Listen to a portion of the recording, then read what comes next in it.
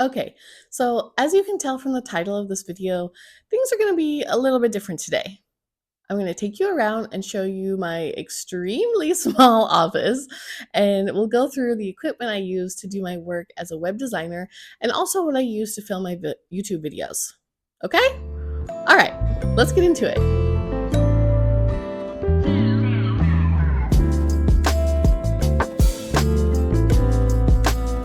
Hey guys, welcome back. If you don't know me, my name is Renita. I'm a website designer who loves teaching people about Squarespace, and I'm the creator behind Gold Standard Design. If you're a creator, blogger, podcaster, or solopreneur looking to dive into the world of Squarespace, I got you covered. Now, just as a little heads up, I will try to link everything that I talk about down in the description, but just know none of them are affiliate links. Cool? Cool. Okay, so this is my desk area, and yes, it's small, more like a desk nook, you could say, but you don't really need much space as a web designer, to be honest. I mean, if you think about it, pretty much all my tasks are done on the computer, right? So I don't really need a huge desk or officey type area. And any notes that I take, I do it digitally on my computer, so there's no need for extra desk space for that either. I actually used to have an entire room for my office, but I found I didn't need all that space and it just got cluttered anyway. Plus, my daughter likes to go in there and do her makeup because there was good lighting with the window and it would just get messy. Yeah. So it was downstairs in my house, but I spend most of my time upstairs. So it just made more sense to have my office up here. Got my computer here. It's definitely not fancy. It's an HP 15.6, I think, inch laptop that I bought in 2019. So she's getting a little old. The battery doesn't hold a charge as long as it used to, and it does run a little slower, but it still works for what I need it to do. I am planning to get a new computer in the near future now that I'm doing extra things like editing videos and stuff. But I just want to say that if you're doing purely web design work, your computer will last for 5, 6, 7 years easily. And you don't have to run out and buy the newest, most expensive thing either. So if you're wanting to get started as a web designer, the computer you have is absolutely fine as long as it's less than, I don't know, 10 years old. Starting with what you have is perfectly acceptable because no one is going to be looking at your computer and your desk setup unless, of course, you choose to make YouTube videos about it and show everyone. But nobody's forcing you to do that. The exact model of computer I got, that this one is no longer available because old. But I found this one, which is close enough, but it's actually got even better specs and is actually less than I paid in 2019. So that's definitely a win. For monitors, I've got these two 24-inch Dell monitors. I couldn't find the exact model that this is for sale online because, again, old, but this one is pretty close. I do also have a docking station down here. It's a pluggable USB 3.0 and USB-C universal laptop docking station. This is not necessary at all, but it does make it significantly easier to connect two monitors to your computer or any other accessories that you might want to use. I use it to connect things like my external camera, this guy right here, which we'll talk about in a second. And then I also use it for other things like speakers, headphones, a mouse, keyboard, etc., etc. Up here, I have an external camera for video calls. It's a Microsoft LifeCam. I use this when I'm doing discovery calls with potential clients, or if I'm doing like a training call at the end of a project, something like that. It's just better video quality than the camera that's built into my laptop, so that's why I prefer to use it. If you heard discovery call and training call and are wondering what the heck that's all about, I will link my video explaining my web design process and how I work with clients for you to check out. For mice, I actually have two. I have this regular one right here, and then I think it's just an Amazon Basics. Yeah, just like a Bluetooth little mouse, regular. And then I've got this roller bar mouse over here. It is a Contour Design Roller Mouse Pro 3, and I do in fact use both of them. This also is not necessary, but I've worked in an office for most of my life, and I had started to get early signs of like carpal tunnel a few years back. Fortunately, at the time, I worked for a company who took ergonomics very seriously, and they introduced me to this roller bar mouse. It's really been a game changer in terms of the pain I was experiencing, and honestly, I don't think I could ever go back to using just one mouse ever again. So if we come in here and take a look, it's got some buttons, and then this right here is the actual part that is like the mouse. So if you were using like this is how you would move a regular mouse, right? If you come over here, this does that same thing. So this bar slides back and forth and then goes up and down pretty much. And then these are just like little wrist rest kind of pads. And then these buttons are programmed for left and right clicking. And then this one actually is a double click. So if you're like, you only have to do this one time. We've got this scroll wheel here, pretty standard. And then these buttons here, copy and paste. So instead of doing like Control C, Control V, or something like that, or right clicking, copy and paste, these buttons do that for you. I honestly really love this thing. And for anyone who's experiencing pain in their hand or forearm and does a lot of typing or repetitive clicking, I highly recommend getting a second ergonomic mouse to switch things up and get rid of that pain.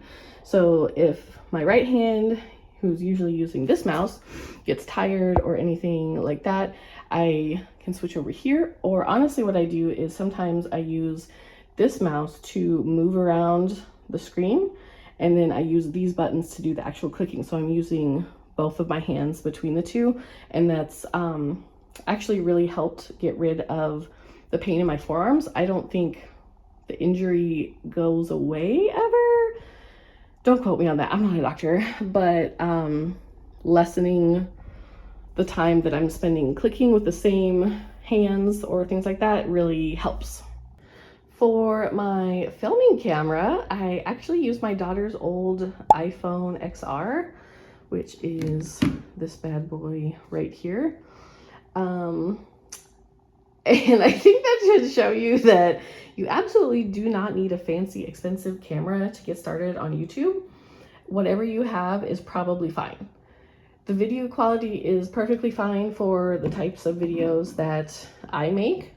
I'm not out here making like, you know, full-on cinematic experiences, but for what I do make, the video quality is perfectly fine. So that's pretty much why I didn't really feel like I needed to run out and buy a fancy actual camera. If that's like, I just didn't feel like I needed it. I didn't feel like I needed to spend the money on it. So I've just been using this. And for now, I'm perfectly satisfied with it. One thing I will say is I do use this back camera to film instead of the front one, which is actually why I got this mirrored case, so that when I'm filming I could see myself in it.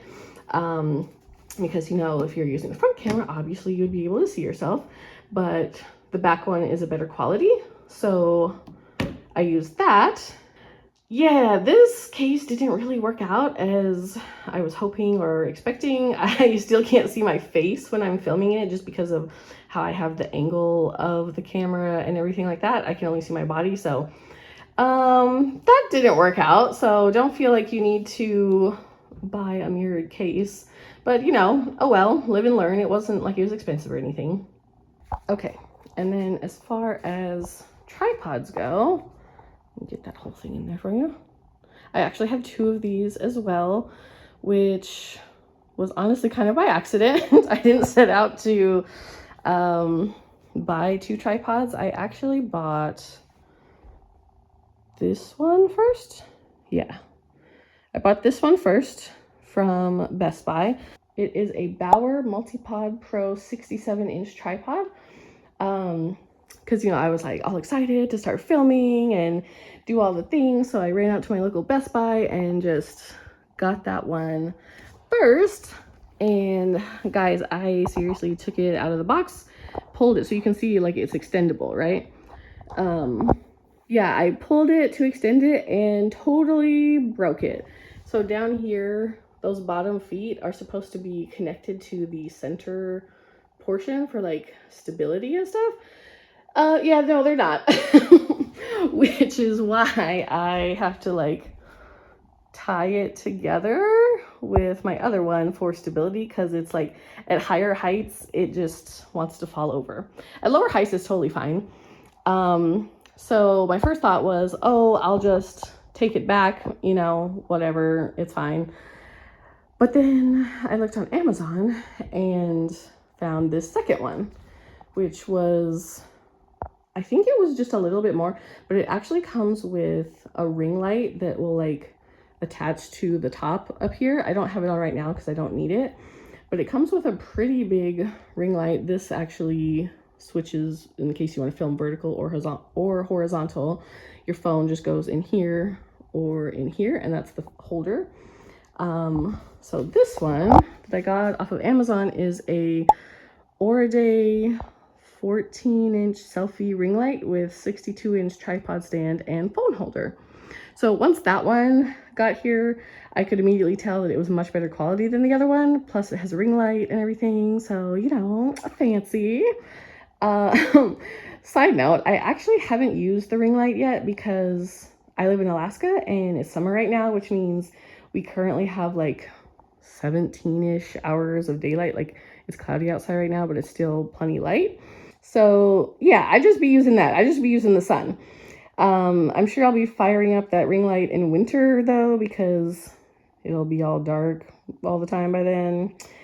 Anyway, when I started filming videos, I realized I needed some kind of notes to look at most of the time. So like I didn't forget something important that I was going to say.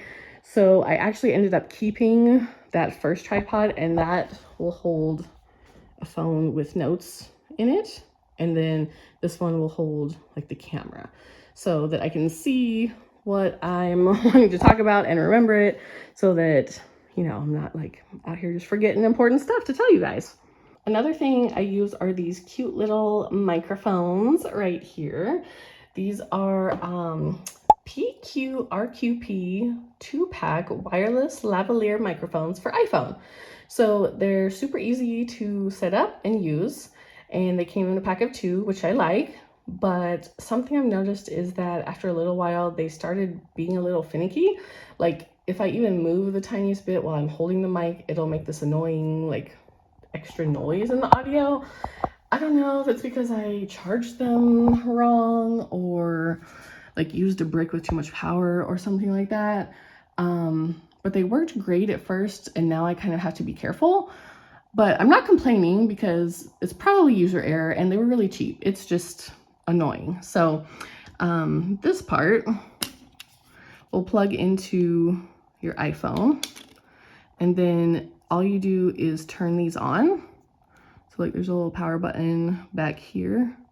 You just push and hold that till the light turns green, and it's searching for a signal to connect to this other piece because it's not plugged into anything right now. Otherwise it would just stay green. I'm gonna turn it off. And then basically that's it. It's super easy. They come with these little clips so that you can clip them onto your jacket or shirt or whatever, but I found the angle at which the clip is set at makes the microphone be like this instead of like this most of the time, unless you're wearing a jacket. So I take the clip off and sometimes just hold the mic, and that works too. And that's the little box that it comes in. It comes with a charger and everything, but you can see how like that bottom piece plugs into the phone and then just connects to the mic. Super easy to use. I like it. Now, as for where I actually film my videos, guys, it's nothing special. I just pick different spots around my house, especially ones near or in front of windows, because I do prefer to use natural lighting just because it's cheap, aka free from the sun. But as I mentioned before, I'll probably need to figure out an artificial lighting setup for winter since I'll have much fewer hours of daylight then. But yeah, I just keep things pretty simple. And if you're wanting to get into filming YouTube videos, you can definitely keep it simple too. Don't feel pressured into buying a bunch of equipment. Just start. If you guys are interested in how I film and edit my videos, let me know and I can make a video about that as well. Okay, so I hope you found this interesting and possibly helpful. And if you like this style of video where I kind of take you around and do things more vlog style, let me know. And if you didn't like it, let me know that too. Don't forget to like, share, and subscribe for more web design or filming tips and tricks. And let me know in the comments what other things you're interested in learning about Squarespace, websites, or online business. Thanks for watching, and I'll see you in the next one. Bye!